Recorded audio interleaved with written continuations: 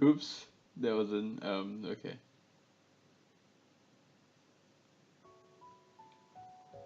Hello everyone and welcome to Katawa Shoujo episode 9. I think. I'm not really sure. It's been a long time since I did an episode of Katawa Shoujo, so I'm bringing you one today. Let's go. The three of us hit down the stairs together. What happened in the last episode? I don't really remember. I think I hung out with Emi at the track, and then I went up to the roof with Emi and Rin and had lunch. And this was what happened last episode, and you can check it out on my channel. It's on my channel somewhere, I think. I'm not sure. The music was still pretty loud, to be honest. So let's just lower it a bit more. I did try to lower the sound on my recording software, so hopefully that worked. The afternoon class passes. Once again, I find myself without a plan for something to do after school, so I head to the library to return a couple of the books I finished reading. Walking inside, I see that there are about as many students here as there were on Tuesday. What happened on Tuesday, I do not know. All the more evident from the almost total silence enveloping the room. Whoa, my gosh. As I drop the books I borrowed into the return slots in the counter, Yuko suddenly pops up from behind it, quite startled from the banging that they make as they hit the trolley next to her. Well. Sorry, Yuko. Didn't mean to startle you. It sounded like she like hit her head again. No, that's fine. Happens a lot. I'm used to it by now. Can I help you? It's okay. I think I know where everything is, thanks anyway. I suppose I'll grab another book or two while I'm here. There's not much else to do. And after reading so much during my stay in the hospital, it's becoming a hard habit to break. I wander down to the fiction section towards the back of my library, scanning the bookshelves for anything that catches my eye. You know what? I'm glad that you're reading fiction and not non-fiction. I cannot stand non-fiction because it's scientific and everything. As I do, I look over to the corner where Hanako has been the last time I was here, not really expecting anything to come from of it, except Hanako, I bet. Yep. Surprisingly though, she's there, absorbed completely in a fairly thick book. I decide against intruding on her like last time and get back to finding reading material. After an indiscernible amount of time, before that I was like, where's the music? After an indiscernible amount of time spent perusing the aisles, I finally decide on a couple of books to get and slide them off the shelf. With a minimum of fuss, I quickly walk over to the counter, check out my books and pop them into my bag as I walk out. By the time I leave the main building, sunset isn't too far away. A small trickle of students remain, but the majority have left, presumably to their homes and dorms. Feeling utterly drained, I head to my room and read the books I borrowed. There's been enough action and excitement for one day already. The first is Alice's Adventure in Wonderland. I know the story, of course, but I've never actually read the original book. Neither have I. Like, to be honest, I'm not that into books. I'm more into like visual.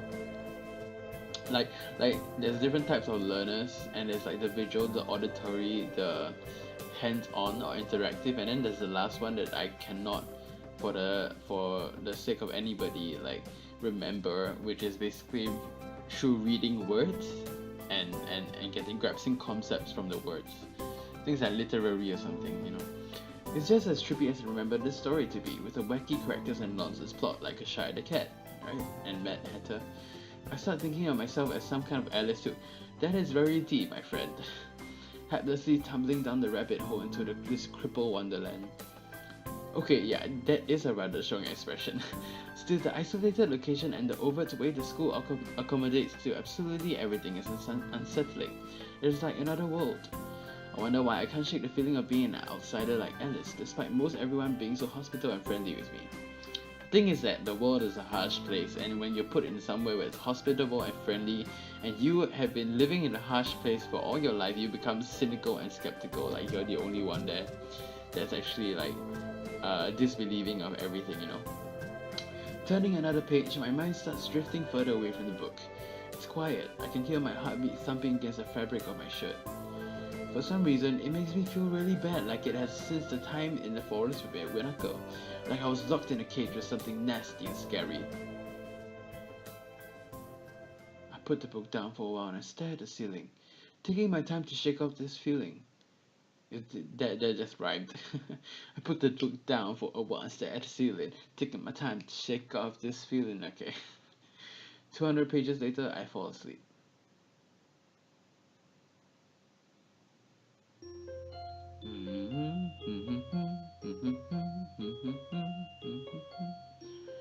Alright.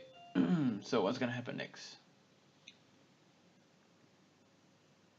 The students roll into class for the Saturday morning session, each and every one of them spotting the tired eyes of people who have worked throughout the night. Give me a second here, I need to do something. Okay. If you can hear that dropping, it's my clock. So I probably just spent 5 minutes so far, so I'll play about 25 minutes more. Yeah, that's about it. Alright, let's do this. With only a day left to prepare, I suppose it's not that surprising. Thankfully, we only have to suffer through class until the lunch break, and then our time is our own. Buto lurches into the class in a tired stagger. I suppose students aren't the only people here that enjoy their late Friday nights. Without saying a word, he scrawls some page and question numbers on a board and slumps down at his desk. I just want to cut here to say that school on Saturdays sucks. It's completely atypical behavior for him, but it appears that no one else in class is going to call him out on it. Wordlessly, the students shuffle their textbooks into position and get to work. Not wanting to break the trend, I do the same. Influence, guys, influence. Fatigue has made the class antisocial. Not a peep is heard among the ruffling papers. Even Misha? I don't believe that. That can partly be attributed to the two empty seats, and no wonder. Okay. For some reason, Misha and Shizun aren't present, probably doing council work for the festival. It's very quiet without Misha present. I agree. I can't hear a single thing.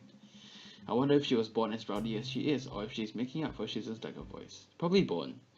I don't know people who like develop such a like a behavior, you know. Nakai, can I speak to you for a moment? I'm so engrossed in thinking about Misha that I don't even notice Ibuto approaching my desk. If you're wondering, you can't get with Misha in this game, which is pretty sad. Because Misha is a really like enthusiastic, you know. It makes you want to be with her. Sure, what's this about? It's probably better if we speak outside the classroom. Something about this doesn't sound too good, but I stand up and follow him out into the hallway. It doesn't sound good, man. Motowo stands in the hallway, scratching his head as he works out what he's trying to say. Not knowing what's going on, I wait silently. I heard from the school's head nurse that you had an incident the other day. Ah, so it's about that. Oh, kind of, but it's not anything to be worried about. Yes, it is. Anything that can endanger your health is something to be worried about. We try our best here to prepare you for life here. Part of that involves knowing your limits and how to work around them. It would be remiss of me if I didn't speak up about this. Alright, I get it, I'm sorry. Muto closes his eyes in frustration and I realize that this probably wasn't the best thing to say. Something tells me that you're not sorry. Pretend as much as you want, but this isn't a normal school. A lot of people have put in a lot of time, effort, and money to make sure that you and every other student here can have the same level of education as your peers. For you to abuse that by throwing out advice, especially medical advice, is plain selfish. I'm not quite sure if this is actually how he feels, or if it's an act that he's practiced many times to guilt trip students into doing the right thing. Either way, it's working. Now, I just want to cut it here and say that is a very cynical way of thinking. Man, I understand this is all new to me, and I apologize. I know my limits now and I'll be sticking to them. Mutuo appears to lighten up a bit, satisfied that his message has been received. So then, on to my next question. How are you finding your studies? I understand you were laid up for a while. We're not too far ahead, are we? I don't really think so. I tried to keep up when I was in the hospital, so it hasn't been too hard. Mutuo taps his chin and raises his eyebrow as he absorbs this information. So, I suppose there are still students out there who realize the importance of learning. I wouldn't go that far. I was only trying to keep myself occupied in a little life support prison. That's a really interesting way of, like, metaphorizing, like or making that metaphor like of that hospital room. Oh yeah, you gotta keep up with these things, right? Make it up. That's exactly it. One wrong move in this world and you're left behind, right? Right. I wouldn't want that to happen. No, no, no, you wouldn't. Every week there's a new scientific discovery. Most of them mean nothing to the layperson, but any one of them could be the key to the next big thing. Why was that capitalized? I'll keep that in mind. It's obvious that Muto's serious talk is over and he's gone back to his standard, slightly scatterbrained approach to life. Why is Muto's serious talk in caps, all in caps? I think in hindsight that I prefer him this way. He's slightly more predictable in his unpredictability. Isn't that like Rin style, Rin Tezuka? Well then, I think that's all I really had to say. Let's get back inside, shall we? My relief at that suggestion is insurmountable. Sure, you're the boss, right? Muto pauses for a moment. I don't think any of my students have ever said that to me before. I wouldn't say that to a teacher as well, because that's just awkward. For an instant, I considered replying to this, but something deep within me tells to shut my mouth and get back into the classroom. Few of the students jump at the sound of the door, rapidly trying to pretend that they are working on the questions on the board. Some don't even bother, their heads slammed to the desk as they nap. Thankfully, it would appear that Muto does not even notice them. Or he is ignoring them. Again, I don't try not to be cynical, but you know. He returns to his desk and retrieves a scientific journal from one of the drawers. I guess I got to him there. The class returns to a near silence that Muto and I left it in before our chat. Mixed feelings of tiredness and anticipation buzz around the room. Everyone here is either waiting for a chance to rest or the chance to get their last-minute preparations underway. The clock on the wall slowly ticks the remaining class time away, until finally the bells cry out, ending the torment. Before you all leave, I expect the answers for those problems by Monday. And I cue like all the noises from the class, like yeah, there we go, see? The class size is one, instantly regretting slacking off, but still acutely aware of the more pressing issue at hand. The classroom empties in a blink as everyone rushes to their last-minute festival preparations. I stay behind and try to quickly finish the questions so I don't have to bother with it over the rest of the weekend with the festival on tomorrow. Apart from me, Hanako is the only one left, obviously waiting for Lily. It's weird that Lily comes all the way to our classroom to pick her up. I expect that moving around is at least nominally harder for her than it is for Hanako. But it's none of my business, and I naturally don't ask about it from Hanako. Despite the relative proximity of our seats, neither tries to strike up a conversation about that or anything else either, so an oppressive silence falls upon the classroom. Time passes in silence. It's probably just 15 minutes or so, but it feels longer. I turn pages of my notebook. Hanako turns pages of the novel she's reading. My pencil lead splinters against the paper just when I was about to finish a paragraph. Oh, that feels bad. The sound of my irritated sigh and subsequent fumbling around a sharpener feel like they are breaking the mood of the classroom. Hanako keeps an eye firmly away from my direction. Before long, Lily's tall figure appears in the doorway. Hanako? Her name is all it takes to make Hanako jump up from her desk and run to Lily. They make a perfect duo, you know. They talk quietly for a moment, but it isn't long before Lily leaves down the hall and Hanako idles back into the classroom, taking her seat once again. I watch Hanako out of the corner of my eye out of sheer curiosity at the idea that the two will be separated. For a couple of minutes, she does nothing but sit with her chin in her hand, staring at the desk dejectedly. Was she dejected? Oh my gosh. The boredom evidently becomes too much for her though, her slender frame reaching into her bag and pulling out a small book. Come to think of it, this isn't the one I saw her reading at the library. She must be quite a fast reader to get through them at this rate. Probably, right? After about 10 minutes of restlessly shuffling in her seat and trying to read, okay, it just went quiet, that's like... Hanako closes her book and leaves too. As should I, since the assignment is all but finished and there's nothing else to do in the classroom. Not that I have anything to do elsewhere. The school is a beehive of activity, but nobody pays me any heed. I saunter past classrooms filled with students frantically doing this and then buzzing around like the little worker bees. You wouldn't guess the school day is over. It's a bit quieter outside, but not by much.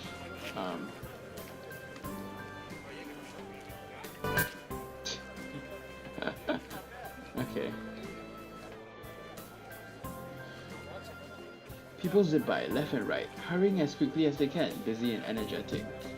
I feel the opposite. The midday sun seems to be draining all the spirit out of my body, making it feel limp all over.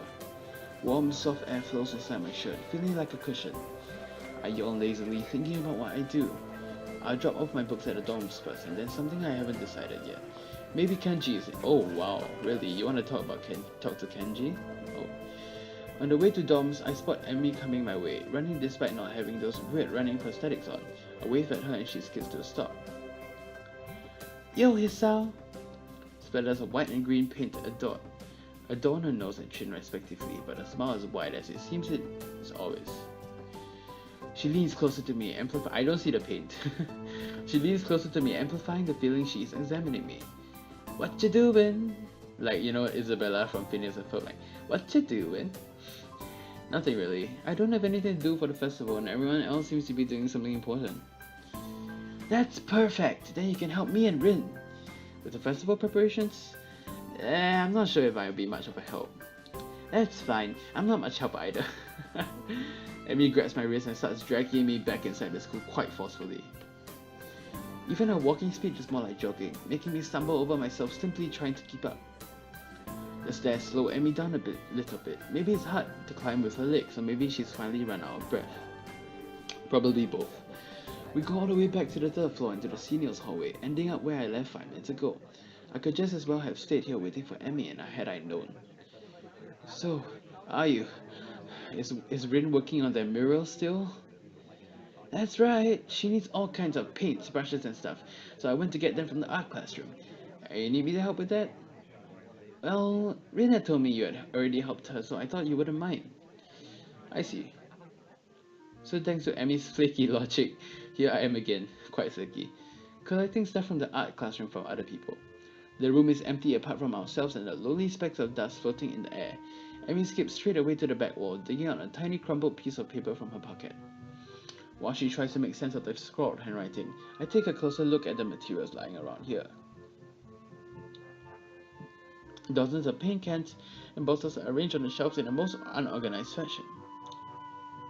Some look like they have been left there for several decades, relics of previous art club generation. Next to the heavy stacks of neatly piled drawing papers are boxes full of different sized brushes and unsalted crayons. The smell of paint, turpentine, and fresh paper float in the still air, making my nostrils to form that unmistakable scent of art. Emi studies her notes, comparing them to the markings on the various paint cans, and passes them to me as she finds the correct matches. I'm just cutting here to say that is a wonderful smile she is having. Like, if I could smile like that, I seriously be able to put other smiles on everybody's faces. I'd be happy as a lark, you know. She stretches her neck to look on the top of the shelf, but it's not quite enough. Carry! I'm gonna carry. Her eye level stays below the shelf no matter what she does. Emi gives up and just looks up to the shelf longingly, like a child at a toy store, huffing annoyance. She buzzed. After a moment of building anger, she starts jumping up and down, apparently trying to speed read the labels during the fraction of a second she can see them and catch what she can. It's no surprise that she fails miserably, and almost manages to bring the entire shelf crashing down. Now I see why me lending a hand here will be useful. Come on, let me do that. You can't jump high enough, and I don't want you to hurt yourself trying. Also, I'm like... do I not have any hearts or something? Like, I just say this blatantly out loud. It's like, so bad. You are not. She turns around, flaring in scorn, flushed cheeks and all. Just kidding, just kidding. Anyway, I'll look up there, okay? She glares at me one more time, but can't come up with a retort. With a grudging turns her back to me. So I begin scrounging around the top shelf for a paint while below. Emi crouches to scavenge what she can from the cupboards. I shake my head a little after double checking to ensure she can't see me do so. Emi having a complex about height was a surprise. I wouldn't have joked about it otherwise. Honestly, I don't know why, but a lot of people have that their pet peeves are like height. I don't know why. It's just like, why care about height? Like, honestly, it's a weird thing to judge people on. Like, judging people on appearance may seem okay at first. Even I don't think judging on appearance is good, but judging on appearance is like instinct. But like judging on height is just interesting for like maybe society has influenced in some way. And it's not even like people saying that Michael Jordan or people like very tall like Jeremy Lin, they're like perfect or anything. They just make fun of short people. They don't even like praise tall people, you know. It's really weird. She seems easygoing, but I guess everyone has their weak spots. That is true, everyone does. I'm drinking stuff, by the way. Only after we have almost all the items collected and spread out on the desk like a treasure hunter's spoil, do I realize that it wasn't necessarily the height jab that got her riled up. She might not like to be told that she can't do something like jump. Yeah, exactly. But Emi herself seems to have forgotten all about it already. Quick to anger, quick to forgive. Is she that type of person? For me, I'm slow to anger, quick to forgive, so that's interesting. At least she doesn't seem to have taken anything to heart, as she chatters away happily while we pick up the rest of the items and then make our way back to Rin. I chivalrously carry the bulk of the materials as we make our way towards the dormitories. Rin is really stressed about getting a painting done. It's her own fault though, she should have started earlier. I procrastinate so much, you have no idea. Is she going to make it? No idea, it looks good to me, but with Rin you never know what's going on. I found her this morning lying in front of the dome in fetal position. She hadn't slept all night and can't believe that the night nurses hadn't found her. And now she's painting again like crazy. Yeah, I've noticed that she comes off as kinda unhinged, so to speak. Emi giggles at that as well as my likely too obvious awkwardness. I don't mind it, she's just a little weird sometimes. On that I can agree with her. Unlike me, Emi seems to be cool with Rin's whatever is it that feels so off about her. Still, they don't feel close like Misha and Shizun do, with them working as a single entity sometimes. It's hard to say where one ends and the other begins. Like I said in the last episode, Misha Shizun, Lily Hanako, Emi Rin. Even though they're so different just like Emi and Rin are. And Rin is the most different from them all. Different from anyone else I met. Yeah, I guess she's a very unique person. I returned to that word again as if it encompasses Rin's personality by itself, but really it's just a substitute for a lengthy description of her oddities. And Big giggles as I grasp about for a properly descriptive word. She's just weird. You know, earlier she spent half an hour sitting on a box and stared at her toes. She giggles again in a way that makes me think she doesn't know what's funny about it. It just is. All that time. The working area is a mess, but the mural itself has taken even more of the wall since I last saw it. The disfigured human figures have been mostly colored in tones of red, pink, and orange, weird imaginary things populating the spaces between. It looks nice. I can't think of any word that would describe the work concisely and comprehensively, so I settle myself on a nondescript nice. But honestly, it seems that the area around the wall becomes untidier at the same rate as the mural progresses. The ground is littered with dozens of paint cans, various art supplies, and empty soda bottles. Rin herself is in the center of this chaos, standing there looking very cozy as if she was a natural part of the scene. Her pant legs have been rolled up to her knees, exposing a thin lace which spot a drying spectrum of wall paintings, similar to those on Emi's face. Emi sprints to Rin ahead of me and gleefully jumps in front of her. I'm back! That was fast. Did you run in the corridors again? Hisao helped me. Emi points victoriously at me. Rin turns around, following Emi's finger with her eyes, looking at me in the general direction. She nods absent-mindedly at me. She looks like she hasn't slept since last night. A vacant, glazed stare that focuses slightly off me and movements like in a slow-motion movie. What kind of movie is a slow-motion movie? That must be a really interesting movie and might even be boring. Hello, Hisao. Thank you for your help. Don't mention it. I just did. Never mind. Looks like you've made progress. Looking good as far as I can tell. But now you get more bad luck. I know, but I'm willing to take the risk. That's a very nice thing to say. For me, of course, not for you. This is why artists are always unlucky. They have to constantly look at their unfinished paintings. So artists can't find romance. Their favorite TV shows are cancelled, or they die young because of an unspecified disease. It's a deep and mysterious law of the universe. Unless they are blind. She considers this for a while, looking like she's going to fall asleep. There is a boy. At the art club, you see. Blind boy, so he doesn't see. He should become an artist. No bad luck guaranteed. Don't you think that would be a good idea? That only blind people should become artists? No, not as such. You might have a point. Abandoning this train of thought, she turns again to consider her work and starts humming a tune I recognize, but I can't remember the name of. Emi arranges the supplies we brought and moves a few paint cans around, trying to bring some organization to the scene. Emi, I need the Prussian blue paint. Which one's Prussian blue?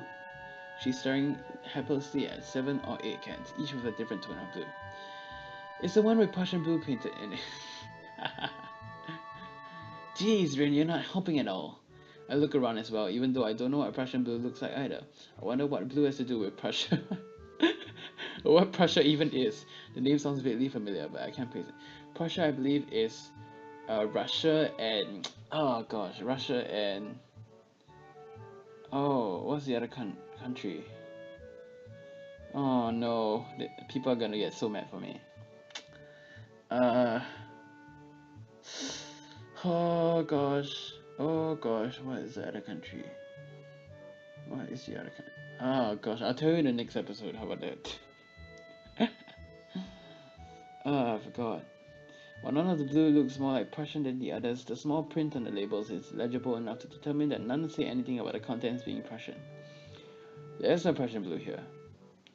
We need to go and get more then. I open my mouth to say that actually we're not both needed for such a simple task like finding another pot of Prussian blue, but Emi's already grabbed my arm and started dragging me off. Why does she like to? I wave to Rin, who doesn't seem to have noticed that the two of us are even leaving. Well, she'll notice when she goes for a Prussian blue and finds out it's still not there. Maybe. Okay. Probably not actually. Yeah, you're probably slow thinking right now. While I'm busy thinking of how weird Rin is, Emi's been dragging me back to the art classroom. I feel myself starting to run out of breath. So this game is interesting in the way that it gives both thoughts on Rin and Emi and lets you decide afterwards. What's the rush? Huh? Emi's giving me an appraising look as if she's trying to figure something out. It's just that you seem to be in a hurry. I'm not sure I can keep up. Comprehension dawns on her face. You're not out of breath, are you? There's almost an accusing playfulness to her tone. I'm tempted to deny it, but I realize that I've been breathing heavy since we stopped. I guess it's kinda obvious. A little. Not everybody can be in shape, you know. Takes all kinds, right? Emi frowns. It's not a particularly good frown. That is, I should get in shape. Not that I hadn't already decided to try for that. After that flutter on the track, I figured there's a real need to get in some sort of running habit. I was, after all, feeling pretty good until I added my false alarm. Well, actually I wasn't, but it was fun. Meanwhile, my comment seems to have helped Emi come to some sort of decision. Oh, that's in then. She gives me a serious look. You're joining me.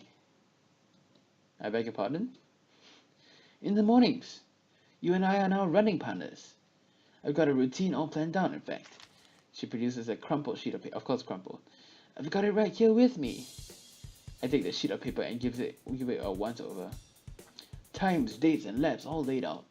A slow increase from just a few laps a day to... My gosh, does she expect me to have running marathons? And when did she find the time to get this all together? And how long has she been planning this anyway? You've been planning this?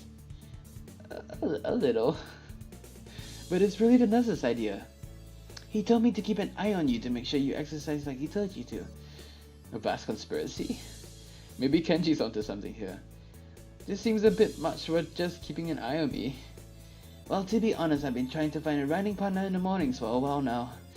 My gosh, Kenji, you could only see the scheme unfolding. What do you need a partner for anyway? It's easier to keep up a workout if you're not the only one doing it. Isn't that obvious? You're less likely to quit if someone else is counting on you to be there, right? I see, and this won't only keep you running, but it'll make sure that I keep running as well. Meaning that I'll be obeying the nurse. And I'll be keeping an eye on you just like he asked. You caught on quick, Hisao. Thanks. Thanks. And if I refuse? I have no intention of refusing, of course, but I've got to at least put up a token resistance to such a masterfully executed plan. Well, if you refuse, I have to pout. Oh, and you have to live with being the guy who made Emi Ibarazaki pout. Ibarazaki, that's your last name. You don't want them to have And you want that on your conscience, do you? I said to demonstrate. Emi begins pouting. It's the most adorable, heart-wrenching thing I've ever seen. Oh my gosh, don't do this to me. Okay, I'll do it. Just don't do that. I feel like I just hit a puppy. So is that alright? You're going to be my running partner? Follow the workout? And the dietary plan? Dietary plan? Yeah, the dietary plan. You've got to eat healthy if you're going to get in shape, you know. I examined the workout routine closely. I don't see the dietary plan here. Oh right, I forgot to give you that too. Another crumpled sheet of paper is produced and handed over. It's somewhat less detailed. I had the nurse help me come up with it. Look at her eyes. She looks like she's gone mad and insane and crazy at the same time, and she's brainwashing me right now. The amount of dedication that the nurse has keeping me in good health is pretty overwhelming. I don't know how many school nurses would get one of the students to spy on me, much less help me come up with a dietary plan. Then again, I guess I'm not in a normal school. Maybe that's not such a bad thing. Hey, you're getting familiar to this school, nice. Then again, this dietary plan seems to cut out just about everything that'll be offered at the festival tomorrow. So when does our running start? After the festival. Right after? What if I had something to eat there? I could get a stomach, you know. I meant the day after the festival. I knew that. Was there something we were supposed to be doing? Oh, I guess that we should get the paint for Rin, huh? Oh no, it slipped my mind. By the time we get the paint and get back to the mural, Rin's already wandered off. Oh well. And me and I both decided to part ways there, leaving the paint on the ground. Rin will find it whenever she comes back anyways. Festival tomorrow, I'm actually a little excited for it. At the same time, the weeks left me feeling pretty tired, so I read a little and then go to bed. And that is all the time I have for you guys today. Okay. Ba-da-da, ba-da-da, ba-da-da, ba-da-da, ba-da-da. And that's all the time I have today, guys.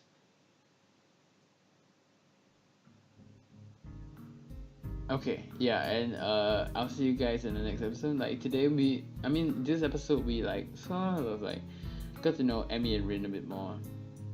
And we're going on the festival next episode, and we're going to the festival next episode, and I'm going on a dietary routine kind of thing like in the future episodes. And I hope you guys did enjoy this, and I'll see you guys in the future. Bye.